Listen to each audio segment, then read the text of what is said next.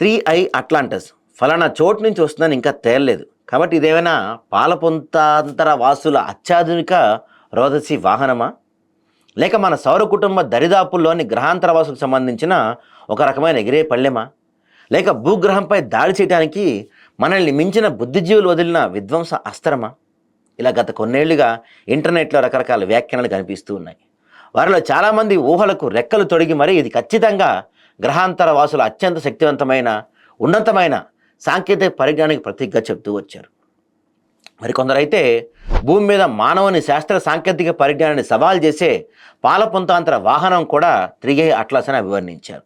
ఇలా రకరకాల ఊహలకు ఊతమివ్వడానికి కారణం ఇది ఇప్పటివరకు మనకు తెలిసిన తోకచుక్కల స్వభావాల నిర్వచనం లొంగపోవటమే. సాధారణంగా తోకచుక్కల ముఖ భాగం చాలా పెద్దదిగా ఉండి వెనుక పొడవైన తోక వంటి భాగం ప్రశాంతవంతంగా వెలుగుతూ కనిపిస్తుంది.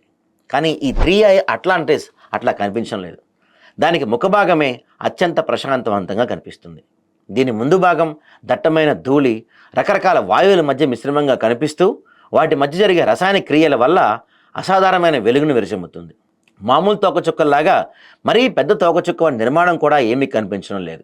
అదిగాక 3i అట్లాంటిస్ పయనించే మార్గం కూడా గమ్మత్తుగా ఉందంట.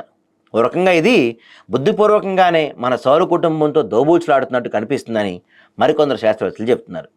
ఇది ఒక దశలో భూమికి దగ్గరగా వస్తుంది అనిపించి మళ్ళీ తన ప్రయాణ దిశను సూర్యుని అభిముఖంగా మార్చుకుంటూ చెప్తున్నారు. భూలోక వాసుల దృష్టి పడకుండా ఉండటానికే ఈ రహస్య రోదసి నౌక గమనాన్ని దాన్ని ప్రయోగించిన తెలివైన పాలపొంతాంతర జీవులు మార్చేసి ఉంటాయన్నది మరికొందరి వాదన. సందట్లో సడేమి అన్నట్టుగా ఇదే అదునుగా భావించిన కొందరు సోషల్ మీడియా ఔత్సాహికులు అందుబాటులో ఉన్న 3i అట్లాంటిస్ ఫోటోలకు సైన్స్ ఫిక్షన్ సినిమాల్లో చూసినటువంటి ఫోకస్ లైట్లు జతపరిచి వదులుతున్నారు.